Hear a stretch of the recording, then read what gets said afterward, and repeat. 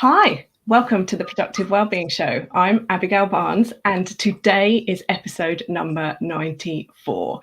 And it is day 6 of the 12 days of Christmas. And for this episode, yay, I'm so delighted to be joined by my friend Carolyn Whitehouse. And we are going to be talking about how you can use something called tapping, EFT, not sure if you've ever heard about it, how you can use that to reduce your holiday anxiety. So let me just sort of introduce Carolyn for those of you who have not seen any episodes before. Carolyn came on the show last last series. Just as the lockdown happened, wasn't it? And talked about like how we could use EFT for that anxiety that we were experiencing then. And today she's going to talk more and focus more about the holiday anxiety. So Carolyn is an award-winning entrepreneur, a wellbeing coach, a virtual speaker trainer, an EFT practitioner, and she's also got an MSc in psychology and speaks on the topic of healing childhood abuse and neglect and the challenges facing survivors as they rediscover their joy for life. And she's a member of the British Psychological Society. So I'm really excited to have Carolyn today to share this information with you all, because EFT and tapping is something that can literally change the game for you. So before we get going, Carolyn, can you just check that everything's turned off at your end? Because I am hearing a sound reverb, but this could just be probably just me tapping because I'm tapping. Could just be the 2020 gremlins. So as you guys are joining us, just let us know where you're joining us from. And if you've got any questions, as always, leave them in the comments, because this is literally a game-changing, and I don't even really know how to describe it. So Carolyn, why don't you start off? What is EFT? Okay, so EFT is a combination of sort of psychotherapy and acupressure, which I think most people have heard of one or other of those. And it brings together different types of therapies and something called somatic stimulation, which is basically a mind-body connection. So it's often commonly called tapping, which is what we're going to use today. But the longer term is emotional freedom technique, or EFT. So, and there's a lot of evidence now coming out that supports the use of EFT or tapping with anxiety. So what we're going to do a bit later on is actually do some what we call rounds of tapping, and actually practice. I might have to take these off. Actually practice going through the body and through the round. And what it's showing, what that's doing is actually it's connecting with the amygdala, which is the part of the brain that calms emotions and tells the body basically that it's safe and it's okay, we're not in danger. So what the research is showing that is not only is it calming the amygdala, but it's also reducing that stress chemical of cortisol, which we all know is behind those high arousal states of anxiety, fear. So so what we're going to do in a bit is to actually practice that on the idea of anxiety around Christmas. Love it. And I'm such a big fan of anything to do with the brain and how we can handle that. So when should we do it? Like, is it something that we do every day, we do all the time? Is it something that we just know how to do whenever we need something to do? Yeah. Well, one of the beauties of tapping is that it's what they call a self-applied technique. So it means that you're actually doing it to yourself, which of course is one of the beauties, is that you can do it anywhere and at any time. So, I was just standing here having a quick tap while you were talking, just to reduce my anxiety. And you can do it anytime. I do it, whenever I start to feel that sort of pressure in the chest, that my breathing's gone a little shallow. Any time I'm not feeling calm and present, I tap. So, my children will tell you I do it virtually anywhere. So yeah. Amazing. Well, once you learn all the tapping points, you'll start to notice, because my big one is here. Yes. That I've been known to do it in meetings. If I'm in a meeting and you're feeling a bit stressed. Yeah. Or I want to say something and no one's listening, I'll just start tapping. And actually, until you know what it is that someone's doing, somebody saw me once and they were like, "Are you okay?" And I said, "Yeah." And they said, "You're tapping." And I'm like, "I know." So I'm okay. And he was like, "Oh, I tend to do it on the side of my hand under the table." I was like, "Oh, maybe maybe now more people start to know about it. There's we should move to the more other people point. Start to recognize it. Yeah. So before we go into sort of a routine and you teach us some of the points again, how can we specifically use it for holiday anxiety? Because obviously when we were talking about this originally, it was like, it's Christmas. Everybody gets anxiety over Christmas, but we've got different anxieties this holidays. So yeah. Well, I think it would be really useful actually if people would just put into the chat like what their anxieties are over Christmas, because I know I have a few. Obviously one of them is not being able to see the people that I love over Christmas because of the restrictions that are in place. There's obviously anxiety around, are you going to be able to get everything done before Christmas arrives because of shops being inundated with people at the moment. I mean, what are your anxieties over Christmas, Abigail? So I guess mine is just that mine is usually that everybody else doesn't have anxiety. So my anxiety is that if you've got anxiety, then I've got anxiety, which obviously, isn't great. Yeah. But, and I mean, at the moment, there's a lot of anxiety in the media, in the press about COVID and about how that's going to affect Christmas and how that impact families. So I think there's a lot of general anxiety around. And at the time of recording this today, it's vaccine day. So the vaccine, for those people watching this on replay, again, sorry, you're going to be a bit like, what are they talking about? I mean, replay like next year in the future. So we're in 2020. There's something called COVID-19 that's shut down the world. Nobody's been anywhere this year, really. And they're about to start sort of vaccinating. And so obviously this brings up anxiety for people of, will I get a vaccine? Should I have a vaccine? Will the vaccine work? Should they have a vaccine? When will the vaccine? Will I feel ill after the vaccine? So, and then obviously this is tied into Christmas, because should I have it before Christmas? And if I have it, then can my family come? So, and of course not everybody is eligible for the vaccine straight away. So, some of the family might be vaccinated before others. And then I guess some people are going to have anxiety of, will my family get it, and should they get it, and when will they get it, and what does that mean? So lots of different types of anxiety around this Christmas, because it's going to be very different to the normal Christmases that we've had in the past. And let's face it, we're sort of a few weeks away from Christmas yet, and nobody really knows what Christmas is going to look like this year. So there is a lot of anxiety. Now can I just say on that, I mean, anxiety is a normal it's a common emotion to have.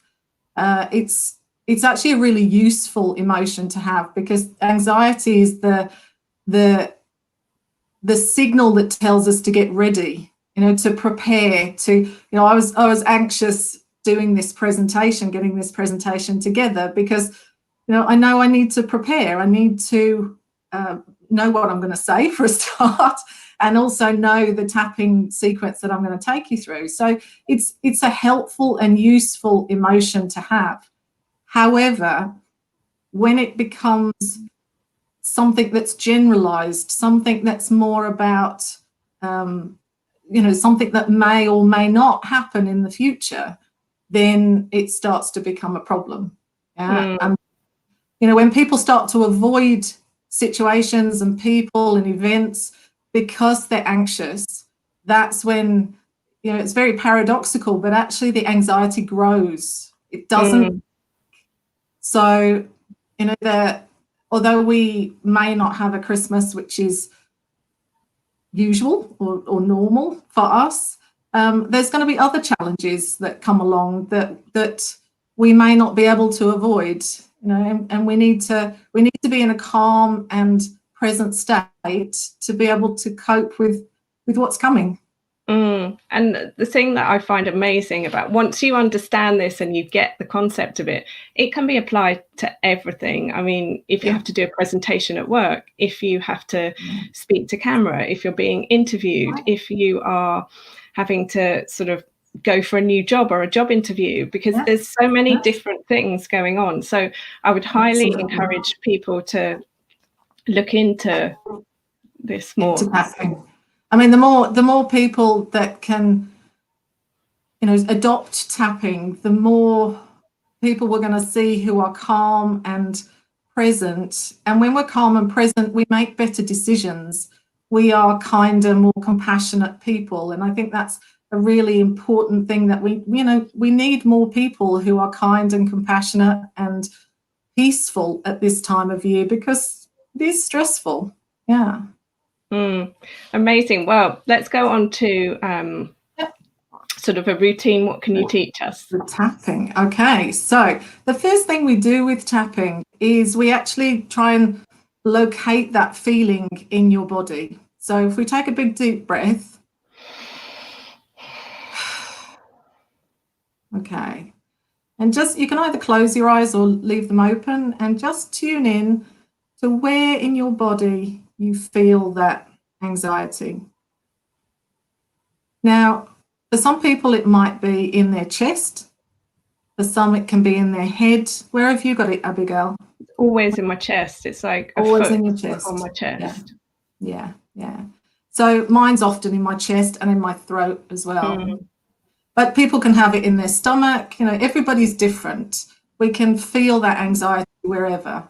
But at the moment, just think, where is your anxiety? And just make a note of that. Either write it down or just remember, where is it? In your chest, in your head, your stomach? Yeah, so it's probably about here, like throat to chest. Great. So then the next thing we do is we put an intensity level on that. So from 0 to 10, 0 being no anxiety, 10 being, you know, I'm absolutely up to here with it. Where are you? Where are you on that 0 to 10 scale? And probably just a 7. A 7? Okay, just give yourself a number.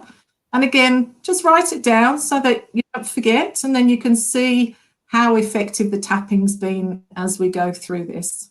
All right.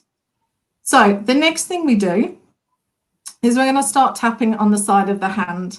Now, I'm not going to explain all the points beforehand, because I think that just detracts from things. But I think the best way to learn tapping is to actually do it. All right. So we're going to start here. So 2 or 3 fingers on the other hand, and just pressing in between here where the little finger finishes and here where the wrist starts. All right. And we're just going to tap here. And what I'm going to do now is I'm going to say a few statements, and I just want you to repeat those statements after I've said them. Okay?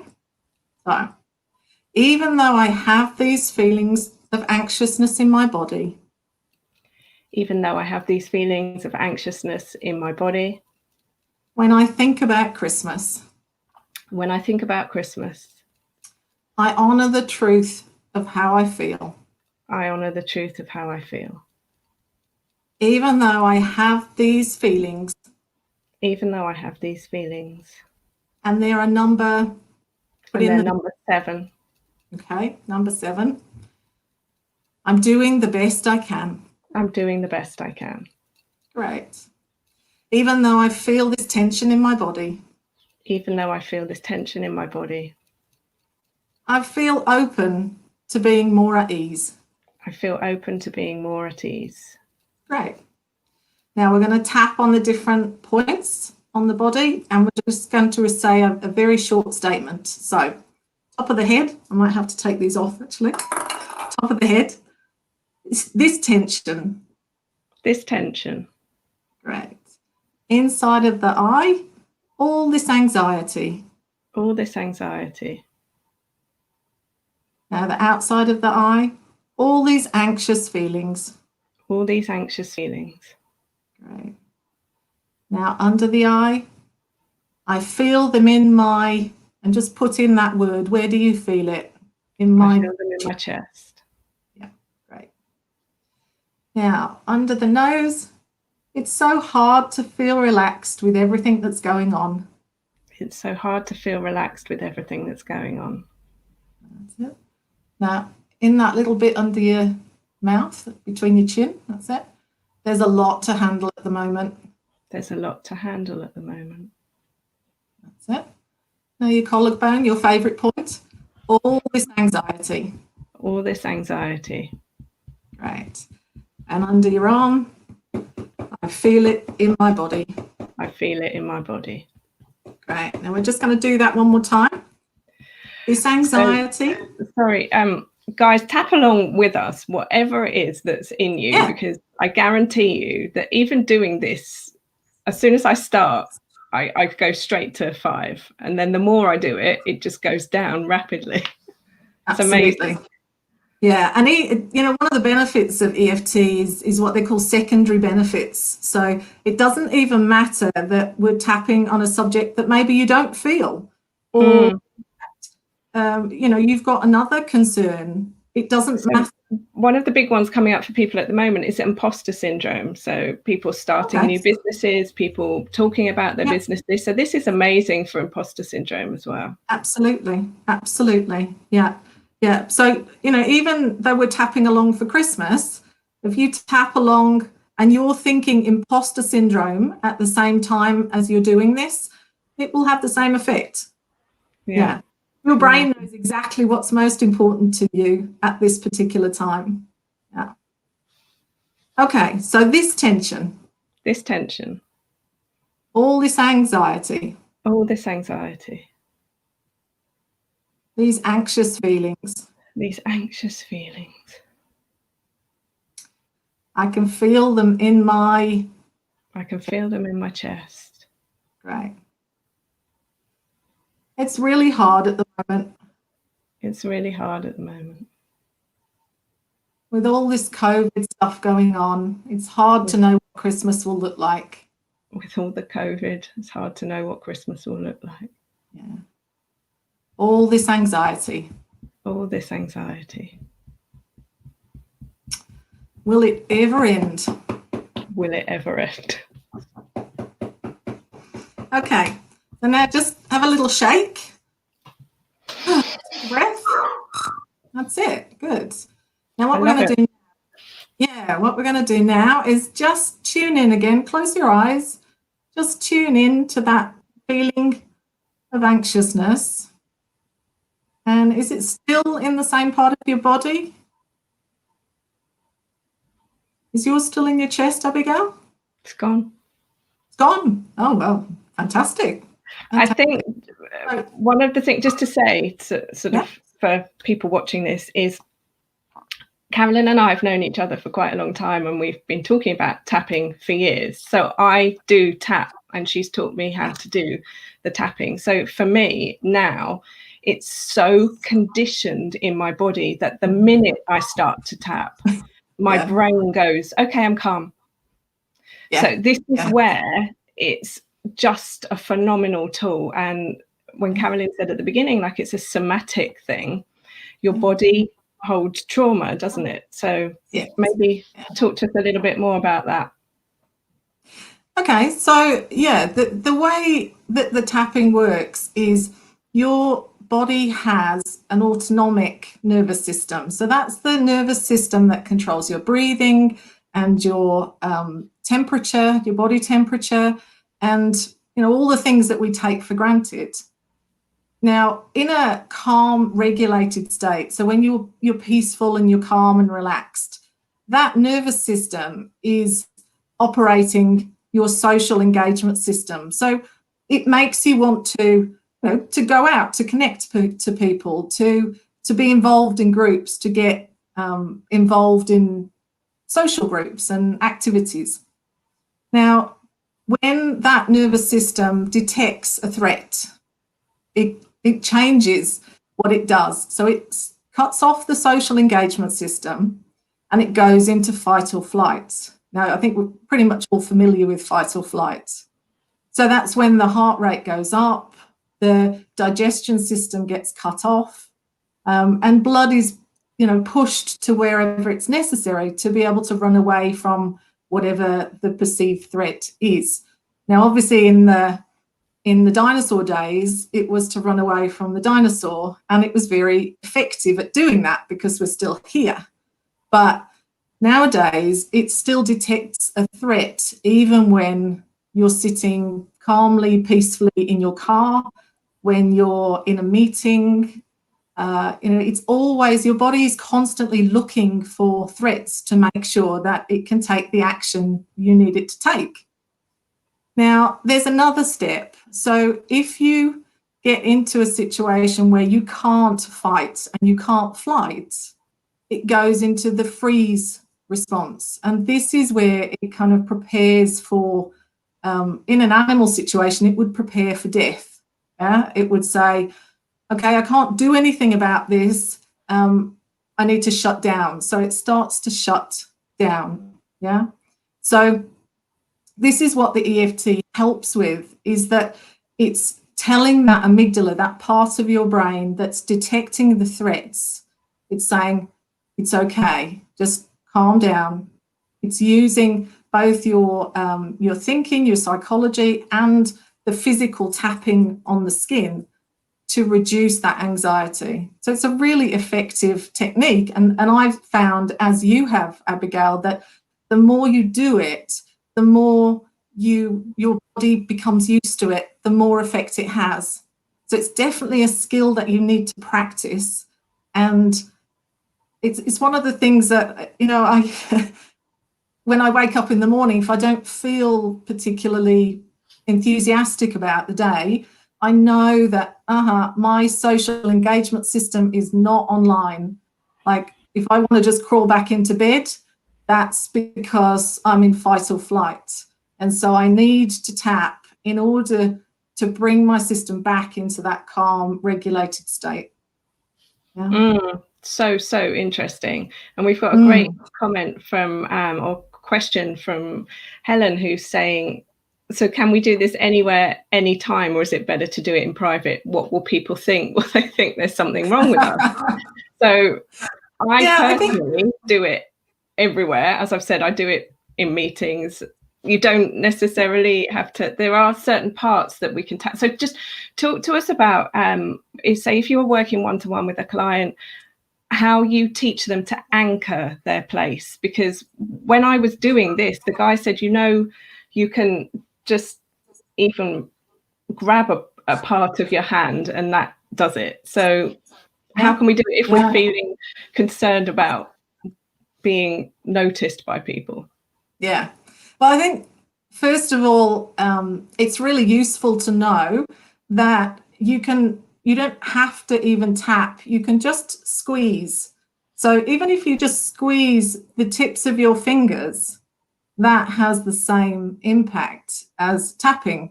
And so that's the technique that I teach my children, because they can do that when they're in a test, in a situation they're feeling a little bit anxious. And I think children are a bit more okay with squeezing their fingertips rather than doing this.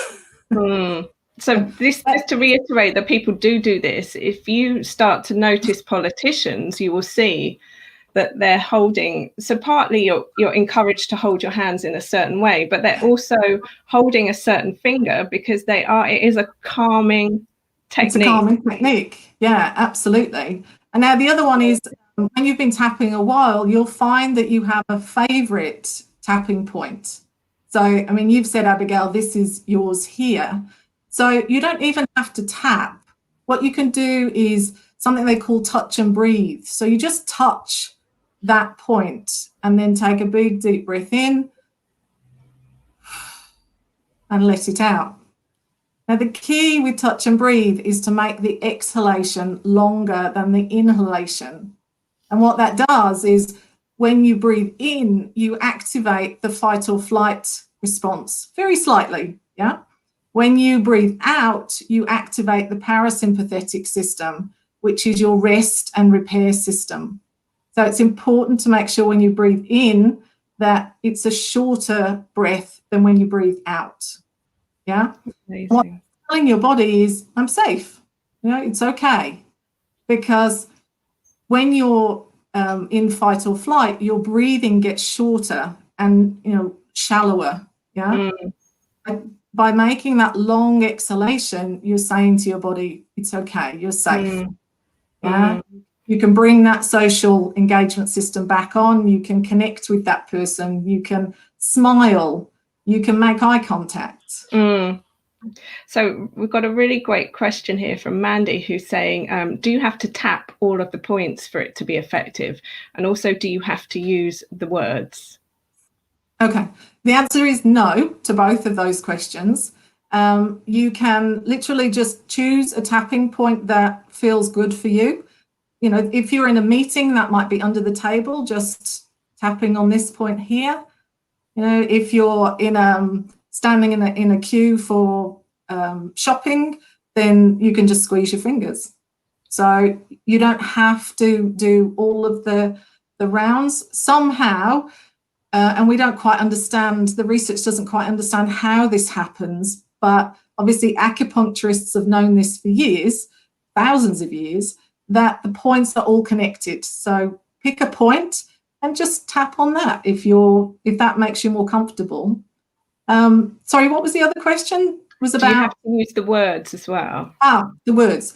No, you don't need to use the words, because your brain knows what it wants to focus on, even if you don't say it out loud. So the key is to just, if you have an image or a sound or something that you want to deal with, then just focus on that in your head. You don't need to say anything out loud, and then just tap.